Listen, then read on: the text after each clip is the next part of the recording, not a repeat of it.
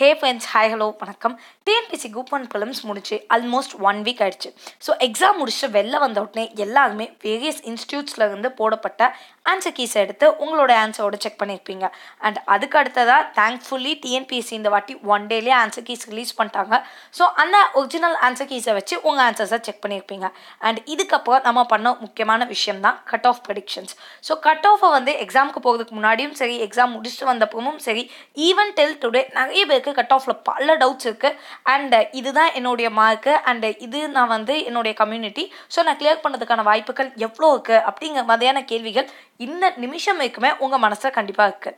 So இதை எல்லாத்தையும் நம்ம இப்போ முடிக்க வேண்டிய நேரம். ஏன்னா ஆல்மோஸ்ட் 1 வீக் ஆகிடுச்சு. இதுக்கு மேலே நம்மளால் இதே டாக் நம்ம வச்சுட்டு இருந்தோம் அப்படின்னா ப்ரொடக்டிவாக எந்த ஒரு விஷயத்தையுமே செய்ய முடியாது.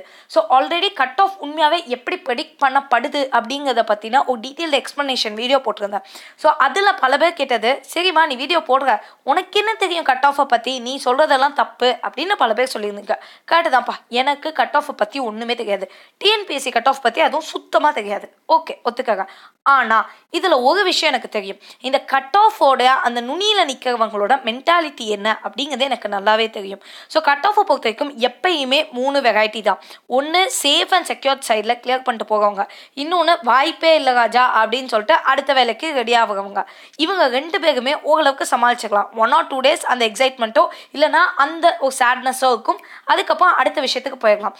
ஆனால் இந்த நடுவில் இருக்காங்க பார்த்தீங்களா, இந்த பர்சன்ஸோட மென்டாலிட்டி அப்படிங்கிறது செம்ம இம்பார்ட்டண்ட்டு. ஏன்னா இவங்களுக்கு வந்துட்டு கிளியரும் ஆகலாம், ஆகாமையும் போகலாம், நான் என்ன நிலமையில இருக்கேனே எனக்கு தெரியாது, இந்த மாதிரியான ஒரு ஜஸ்ட் அந்த மைண்ட் செட்லேயே இருந்துகிட்டே இருக்கும். ஸோ இது வந்து எனக்கு பர்சனலி என் லைஃப்பில் எக்கச்சக்கமான இடங்களில் இந்த கட் ஆஃப்னால எனக்கு வந்து அடி வாங்கியிருக்கு. ஸோ இந்த நுனியில் நிற்கிறதோட ஃபீல் எப்படி இருக்கும் அப்படிங்கிறது எனக்கு நல்லாவே தெரியும். So let it be 12th cut off, இல்லைனா ஐஐடி ஜிமெயினாக இருக்கட்டும், எல்லா இடத்துலையும் ஜஸ்ட் 1 மார்க் 2 மார்க் 2 3 மார்க்லேயே எனக்கு பல இடங்களில் அடி வாங்கியிருக்கு. ஸோ அதுக்காக நான் எவ்வளோ கஷ்டப்பட்ட தெரியுமா அப்படின்லாம் என்னால் யோசிக்க முடியாது. Life has to move on. But அதுக்கு அடுத்த எக்ஸாம்லையும் இந்த மாதிரி ஒரு நிலைமையில இல்லாமல் எப்படி இந்த சேஃபர் சைடுக்கு நம்ம போகணும் அப்படிங்கிறத நம்ம யோசிக்கணுமே தவிர இப்போ எனக்கு கிளியர் ஆகுமா ஆகாதாங்கிற பயத்தை பெரிய லெவலில் நம்ம வச்சுக்கக்கூடாது. ஸோ அதனால இன்னுமே நீங்கள் ஏதாவது டவுட்ஸில் இருந்தீங்க, இல்லை நான் குரூப் பண்ணி எழுதியிருக்கேன், எனக்கு கட் ஆஃப் கிளியர் ஆகுமா ஆகாதா, எனக்கு ஃபைனலாக ஒரு விஷயம் வேணும் அப்படின்னு நீங்கள் நினச்சிங்கன்னா ப்ளீஸ் லீவ் தட் தாட். ஏன்னா தேவையில்லை, நடக்கிறது நல்லதாக நடக்கும் அப்படின்னு நம்புங்க. ஸோ நீங்கள் வந்துட்டு ரொம்ப எக்ஸ்ட்ரீம் கேஸ்ட் இருந்தாலும் ஓகே, நம்மளும் சேஃபர் சைடுக்கு போகணும்.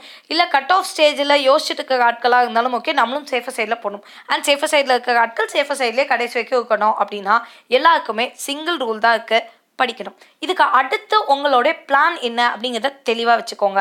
ஸோ ரொம்ப சேஃப் அண்ட் செக்யூர் சைடில் இருக்கிறவங்க ஓகே, நீங்கள் போய்ட்டு மெயின்ஸுக்கு படிங்க சொல்லிக்கலாம், ஈஸியாக சொல்லிக்கலாம், அவங்களுக்கு பிரச்சனை இல்லை. இந்த வாய்ப்பே இல்லை அப்படின்னு சொல்கிறவங்க அடுத்து என்ன எக்ஸாம் வருதோ அதுக்கு படிக்க போகும், ஓகே ஃபைன், அவங்களும் படிச்சுக்கலாம். இந்த நடுவில் கட் ஆஃபில் இருக்கீங்க பார்த்தீங்களா, எல்லாருமே இந்த கட் ஆஃப் பற்றிலாம் யோசிக்காதீங்க.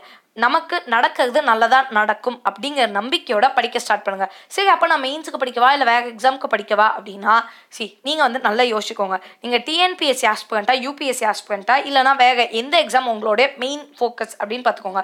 இன்கேஸ் நீங்கள் யூபிஎஸ்சி ஆஸ்பிரண்ட்டாக இருந்து இந்த கட் ஆஃபில் நடுவில் நிற்கிற ஆளாக இருந்தீங்கன்னா யூபிஎஸ்சிக்கு 80 days தான் இருக்குது, போய்ட்டு யூபிஎஸ்சி படிக்க வேலையை பாருங்க. இல்லை நான் டிஎன்பிஎஸ்சி ஆஸ்பிரண்ட்டு தான் அப்படின்னு நீங்கள் சொன்னீங்கன்னா கோ வித் ரிவிஷன். ஏன்னா சூனர் கண்டிப்பாக நமக்கு இந்த ஃபைனல் ரிசல்ட் வந்துடும் அப்படிங்கிற மாதிரி சொல்லியிருக்காங்க. அண்ட் எஸ், எக்கச்சக்கமான சேலஞ்சஸ்லாம் நடந்திருக்கு. ஸோ இந்த கட் ஆஃபில் டிராஸ்டிக்கான சேஞ்சஸ் நடக்கிறதுக்கான வாய்ப்புகள் கூட இருக்குது. ஸோ இன் தட் சினாரியோ இதுதான் கட் ஆஃப் அப்படின்னு பர்ஃபெக்ட் ப்ரெடிக்ஷன்லாம் கொடுக்க முடியாது, ரஃப் ப்ரெடிக்ஷன்ஸ் தான் எல்லாம்.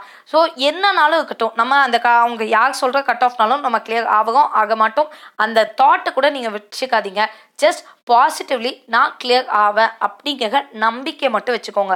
ஸோ வித் தட் ஹோப் நீங்கள் ப்ரொசீட் பண்ணுங்கள். இதுக்கு மேலேயும் ஜஸ்ட் வெயிட் பண்ணாதீங்க. ஏன்னா என்ன இருந்தாலும் at the end of the day நம்ம உழைச்சோம் அப்படின்னா நம்ம ஆசைப்படுறத விட பெட்டரான ஒரு பொசிஷனுக்கு நம்ம போவோம்.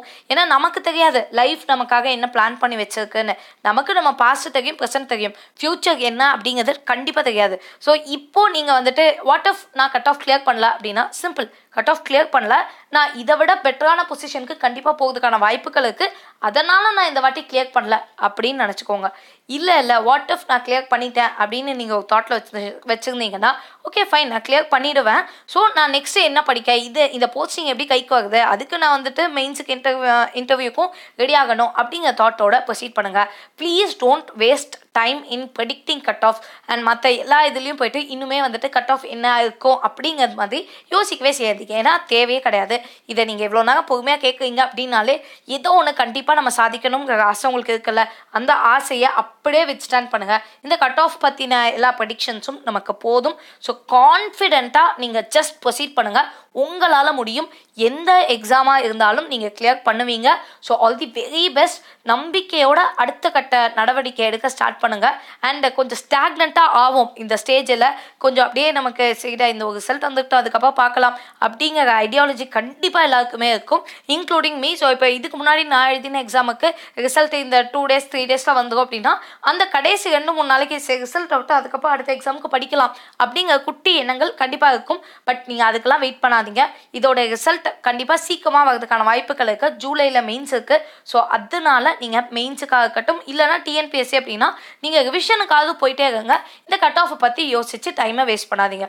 ஓகே, ஸோ இதுதான் நான் ஜஸ்ட் உங்கள்கிட்ட சொல்லணும்னு நினைக்கிறது. இதை உங்ககிட்ட யாராச்சும் கட் ஆஃப் கேட்டாலும் அவங்கக்கிட்ட இதை சொல்லிடுங்க, கண்டுக்காதீங்க. ஜஸ்ட் பாசிட்டிவாக நீங்கள் மூவ் ஆகிட்டே இருங்க. All the very best. And if you have any doubts, please do say me in the comments below. And for instant updates, Telegram channel link in the description. Please do join over there. Thank you.